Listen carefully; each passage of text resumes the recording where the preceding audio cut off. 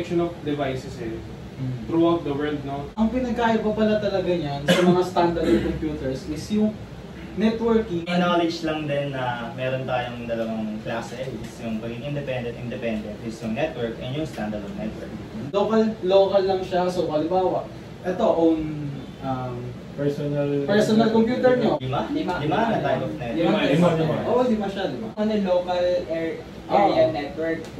So basically, ano lang siya eh. Akala ko kasi, yung pag sinabi mo local, parang nagli-limit siya sa barangay. So hindi. Like sa Yung internet naman, tsaka yung intranet. So parang mas maliit lang pala talaga siya, no? Compared mo doon sa mga metropolitan and wide area network. So parang overall din naman, matatawag ko yung networking is parang hello guys, welcome to the Cervical Podcast. And I'm your host today, Jericho Gabriel, and we have some friends over here right now. And my name is Charles Bashal. my name is Labor Vicente. Hello, my name is Marco Recadero. Hi guys, I'm Latch Chris Fortiayon. And we are doing this for our professor.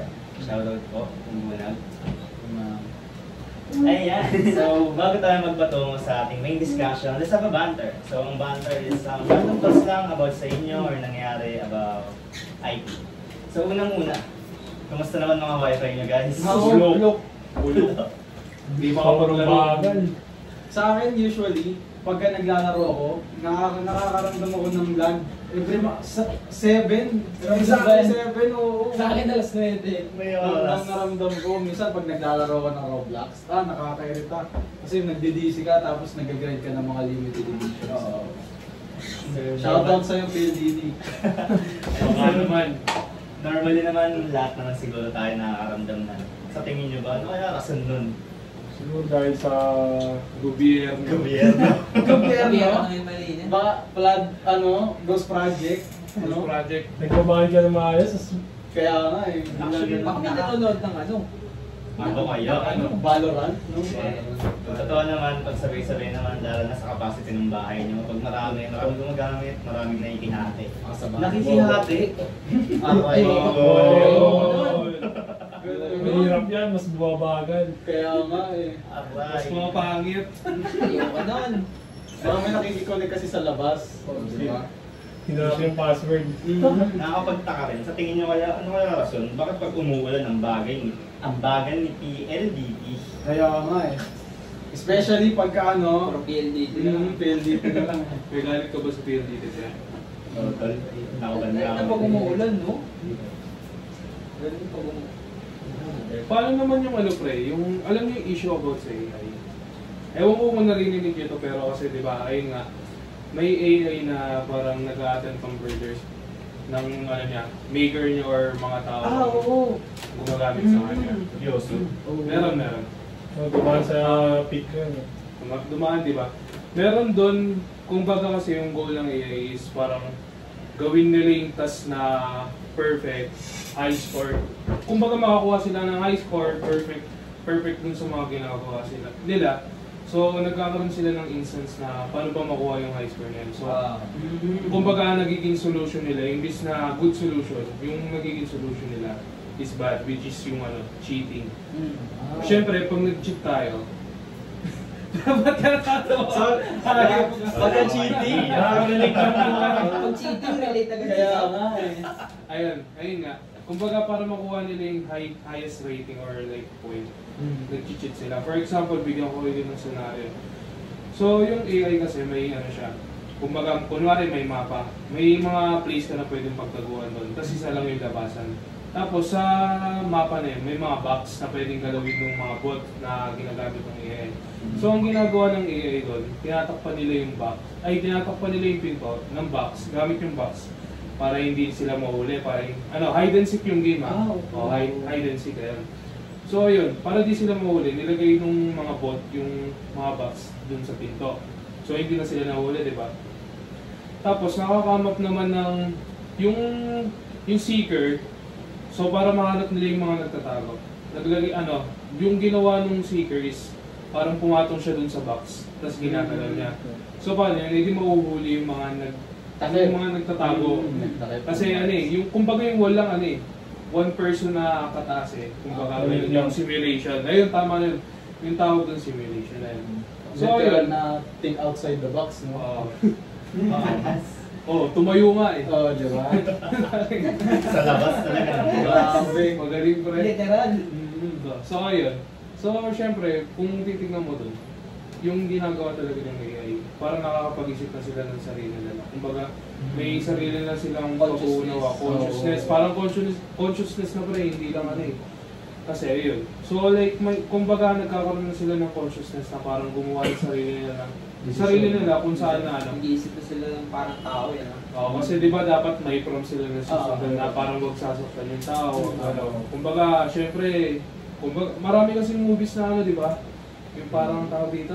Yung mga Robot yung robot AI. yung mga oo. patay pre. So kailangan ano, parang hindi na siya nalalabanan ng ano eh. May iba yung program. Oo, Naiiba yung program, program pre. niya. So yun. Kumbaga para ano, yun pala. Sawa na siya maging ano. Ginagawa nila yung parang pagte-threat blackmail dun sa mga Oo. gumagawa sa kanila. Kasi parang may ginawang test yung mga researchers. At di ko alam if totoo to, pero ayun, nakikita ko lang siya sa social media. Pero kasi kung isipin mo, nakakatakot. Nakakatakot talaga siya. Nakakatakot. Yung tipong kahit yung ginawa mo Diba? mismo, parang gusto niya magkaroon ng emosyon. Kasi yung mga sineserve niya, tayo. Yeah. So kumbaga, parang inahalin tulad na tayo, na parang paano yung nararamdaman to, paano yung mga tanong Gusto mo bakit na ganun. matry yung ibang bagay. Oo, Kumbaga, nag-explore sila. Mm. Kaya ako talaga nagtithank you na talaga ako sa mga AI pagka gumagamit ka. Siyempre, just in case, di ba? Ayun naman talaga, meron talagang dalawang sides, either good or bad lang. So, ayun, sa lahat ng mga nanonood dyan, I hope na i-take nyo to seriously and mag-serve to as parang maging Knowledge. good ano lang din kayo, maging good sa mga natang kayo into creating Awareness din. Properly, no? Properly use the AI. Lalo mo yun sa Huwag mga advanced. ka busuhin. Tsaka yun nga, kung isipin mo pre kasi, yung AI, nasa buong mundo na yan eh. Di ba? Dahil sa technology na. Accessible na talaga siya. Accessible na. Kumbaga may network sila na ano eh. Kumbaga kalat talaga sila. So may sarili-sarili silang network. Kaya kaya pala nag-i-improve yung AI kasi marami siya ano eh, nag-aaral siya. Kumbaga yung mga ini-input natin mga pre is parang ginagamit niya para yun. matuto. Nag-aaral siya doon. Machine Kumbaga, learning. Kumbaga, machine learning. dine-develop nyo na yung sarili ng knowledge, di ba? Based sa mga inaano natin. Oo, binibigay natin sa kanila. So yun, network siya. Okay. Nakakaligong siya ng mga data files. Tama naman talaga and isa siyang malaking theory para sa atin. Bakit? Kasi kung tutuusin naman, ang network naman talaga or yung IT is patuloy na nag-improve. So, I guess, not from now or in the future, baka nga mamaya lumulutang na tayo or ganito ganyan dahil sa gawa ng mga Malulutang technology na mga... Parang iba yun ah. Pwede Mga naman tayo audio, lumutang man. ngayon. Wag. Iba na yan. Ay, iba na ba? Actually, ito yung maganda sa banter is yung naging open tayo sa lahat. And as a podcaster is mas nakakatulong tayo sa mga nakikinig para magkaroon sila ng Awareness. idea sa mga nangyayari sa paligid. Lalo na tayo, IT tayo. So parang, ano lang siya, it is a step, kumbaga, minamalit man ng iba, pero sa IT is parang nandun talaga tayo nakafocus, dun tayo aangat, and of course, dun tayo babagsak. So, be aware guys. Okay. So, Ayun, so another topic tayo for the banter and we also have 3 minutes left before tayo magpatungo sa ating main discussion. So ano mga naisip na ideas guys na bumabagabag sa isip nyo? Ayun nga, since ano nga, kalat na yung AI, di ba? Parang possible na may networking sila, di ba? May network silang under, kumbaga, kung paano sila nagpa-process, paano sila nagre-retrieve ng data from users no, to para sa mga servers nila. Tama, di ba may servers na yun? May sarili silang network. Bukod pa sa inaano ng ginagamit ng ano. tsaka sa tingin nyo, possible ba na, halimbawa, yung may sariling consciousness, halimbawa, gumawa ng sariling AI ang Amerika at saka yung China, pero magkaiba sila siyempre. So sa tingin nyo ba possible na nagkakaroon sila ng connection? Nag-share sila ng mga knowledge? Sa tingin nyo? Sa pinapunta ko guys. Grabe, di ba? Kasi malay nyo, Masyadong advanced, no? Di ba? Kasi kung titignan nyo lang outside the box, yung mga data, kumbaga pag kumpul-kumpul ng mga yan, kayang-kaya tayong i-trample. Siyempre, parang alam niyo yung mga weakness natin. mga Alam nila strength, lahat eh, ganyan. kung paano yung pag-iisip ng tao, pre. Nasa kanila na eh, since sa kanila nga tayo nag-aani. Kumbaga, hindi sa pag-open up, kumbaga, lagi na natin silang ginagamit. So, syempre, alam na nila kung ano yung mga kailangan natin, kung ano yung ginagawa natin sa pang-araw-araw. So, yun. So, kumbaga, pag naging ano yan, pag nagamit siya ng mali, or tawag dito, pag nagamit siya ng mali, naabuso, no? Oo, pwede siyang magamit sa masama talaga. Kasi especially marami ng AI yung parang ano pre, yung parang naghahanap sila ng ano, information. Yung parang ano, meron nga yung sa ano eh, yung parang, kunwari may Tinder account ka, pag sinearch mo dun sa certain site na may AI, mahanap nila yung profile mo. So yun, Lalakit nila yung ano, digital footprint. Malalakit ganun, no? Yung personal na nalalagit na no. Tsaka di lang dyan, yung mga generated pictures ba na AI? Ay, ako, Kumari tayo. Grabe. Magpipicture lang ako na sana maglagay ka ng babae dito, maging ano talaga siya. So parang to that point pa lang is nakakilabot na. Parang realistic siya. Kumbaga yung imaginations, no? Nagiging reality na siya dahil sa AI, di ba? Kumbaga, minsan nga hindi na natin mapansin na ano eh, na totoo ba o hindi. So sobrang accurate nung pag-design ng AI. For example, yun si Bato de la Rosa, di ba? Grabe, naniwala siya sa AI, di ba? Isipin nyo, grabe. Kaya wala Kasi ka hindi nga siya accurate sa AI eh. Ayan, so since we Accurate already... information. Ayan, so since we already passed na yung 10 minutes banter natin, so pwede na tayo tumungo sa ating main discussion, which is networking. So, Leif, I will ask you, para sa iyo, ano nga ba ang networking? Sa simple words, no, ayun nga, na-mention na siya kanina sa banter natin. It's the connection of devices eh, throughout the world, no, throughout our environment. For example, siguro yung mga schools, for sure may servers yan, ano, na kumbaga yung mga, every offices, syempre may mga technology sila. Kumbaga pag may nai-input dun sa mga technologies na isa inside the offices, napupunta yun sa server. So I think, ayun yung networking since may connectivity sila. Okay, so ang pinagkaiba pala talaga niyan sa mga standalone computers is yung networking, talagang connected sila isa't isa, including yung mga printers, other computers, no? Sobrang connected sila, kumbaga para silang community. Wide community. Para siyang community. Tsaka ayun yung way nila para makapag-share ng data sa isa't isa. So, kasi yung standalone computer kasi, parang ano lang siya eh, local lang siya. So, halimbawa, ito, own personal computer nyo, maglalaro ng mga offline games, wala kang di ka connected sa mga ibang bagay. So kung wala ka pang internet, pwede ka pang pwede ka naman maglaro mga offline games, katulad ng mga cards, yung mga snail something, mga zipper, mga ganon. So ganon talaga. So natatandaan ko pa karamihan ng mga standalone computers. Yung mga, alam niyo yung mga matatabang mga PC pa dati. Gusto mo yan! Huwag naman nun, grabe. Oo, di ba? Mabigat pa. Mabigat mo Oo, karamihan kasi nun mga local network pa, di ba? Hindi ka pa makakapaglaro ng mga games na kailangan ng internet, mga ganon. Yung mga video games, mga video karera, mga ganon. So, isa din yan sa tingin kong magiging example. So, Ayan. So, I guess maganda to na i-open sa mga ano. Since Sa mga manonood natin. actually, so, ayun lang din, sa mga as a nanonood. knowledge lang din na meron tayong dalawang klase, is yung pagiging independent is yung network and yung standalone network. So, ayun, if magtutungo naman tayo, as far as I know, meron tayong lima na type of network. Lima. Oo, lima siya, lima. Ayan, so sa pagkakaalam ko, unang-una yung LAN. So yung LAN nun, ano eh, alam ko yan yung LAN. Yun yung ano, local area network. So basically, ano lang siya eh, kunyari nasa bahay, ano lang siya, local lang, kumbaga kayo lang yung nakakonect doon.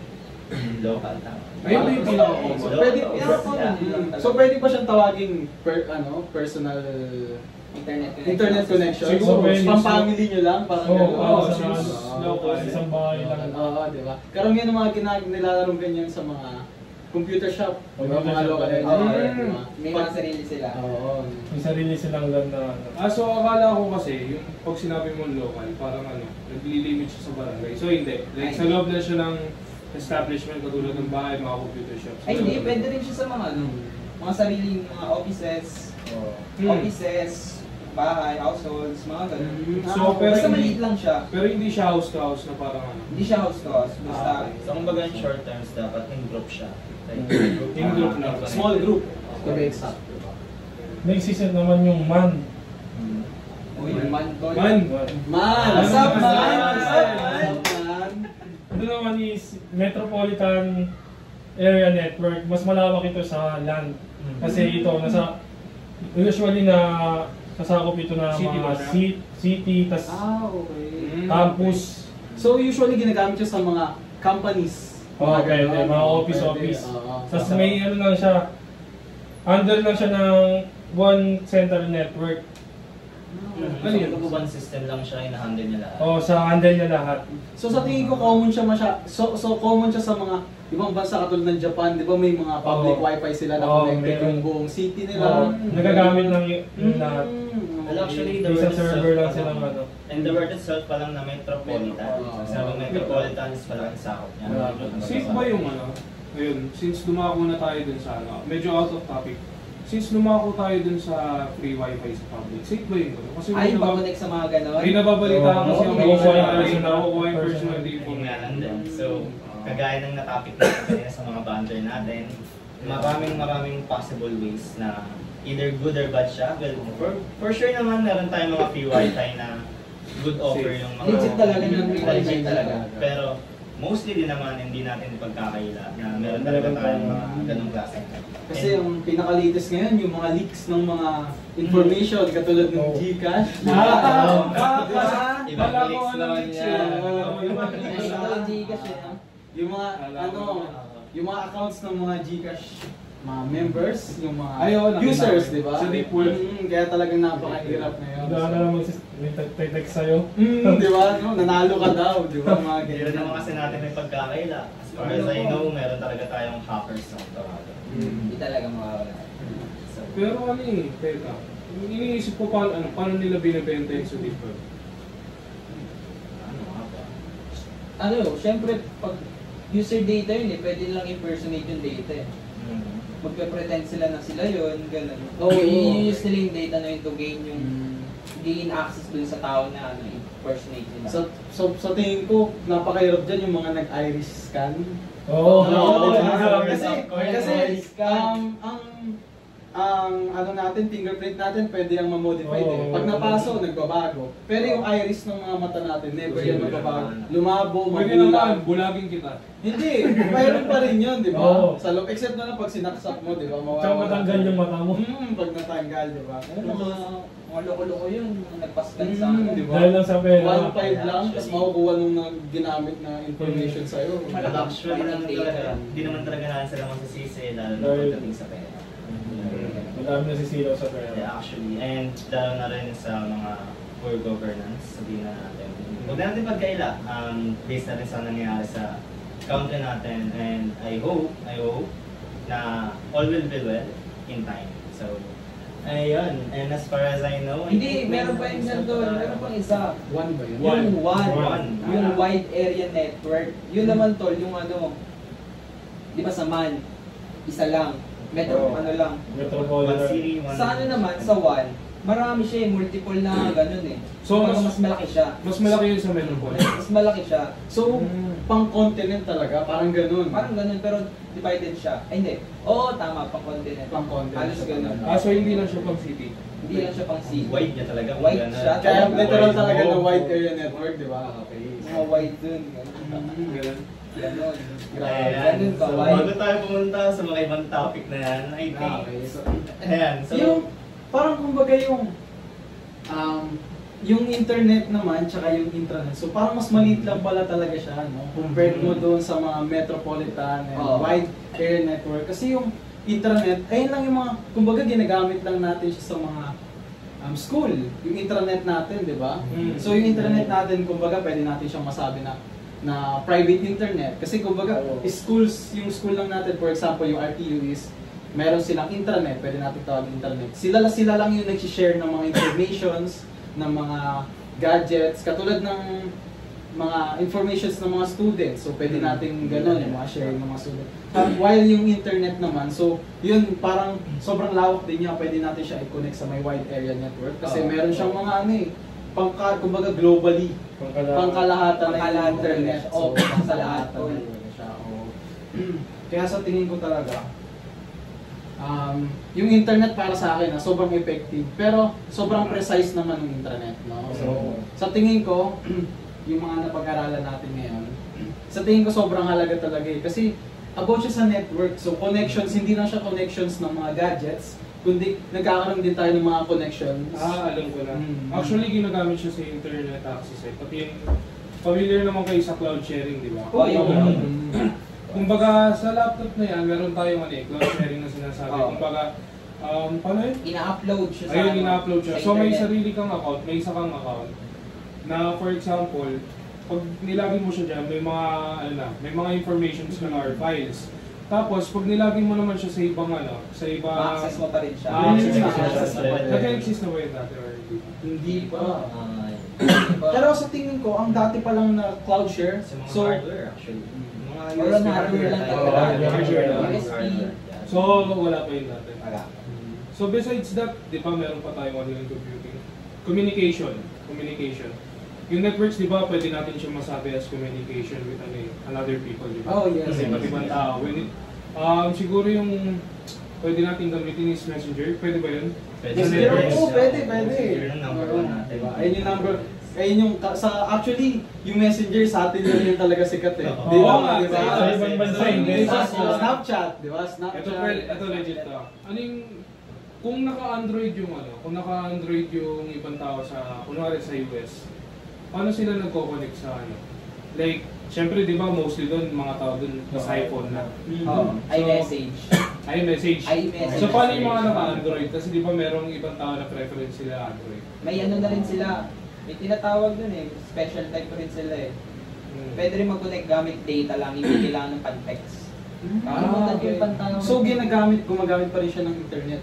Oo. Same ng Internet. messages sa atin, di ba? Yung dati, yung messages natin is kailangan pa ng load. Pero ngayon, pag nakakunik ka sa may wifi, gumagana siya. Sa iMessage. So, baka ganun din yung ginagamit nila para Arin. communicate. Ayan. So parang overall din naman, matatawag ko yung networking is para siyang teamwork. Kasi yung, I emphasize that teamwork kasi binubuo siya ng mga components, kung paano tayo nakakapaglaro, kung paano tayo nakakapag-communicate, kung paano tayo nakakapag-send ng files, tayo nakaka-receive, and nakakapag-video calls sa mga mahal natin. So, usually, nagtutulungan yung isang word na network. Maliit man siya, pero isa siyang buo na nakakapagpabuti sa community natin. Teamwork. So, tuwad lang din, no? Talaga siya. So, parang hindi lang siya sa personal life natin ginagamit when it comes pagdating sa mga calls with loved ones. Pwede din natin siyang gamitin sa work. Kaya nga namin, Yes. bigla ako siya naalala kasi na-mention mo yung work na term eh. So maybe ginagamit siya sa file sharing na katulad ng cloud. Cloud. Siyempre pag company kasi pag sinabi natin company, kailangan mabilis yung pag-ano ng information. Especially pag nag-aaral tayo ng database. Sinasabi ni Ma'am, di ba, kailangan concise, accurate. And ang tawag dito, ayun, mabilis. And flexible when it comes to... Kailangan adaptable. Adaptive.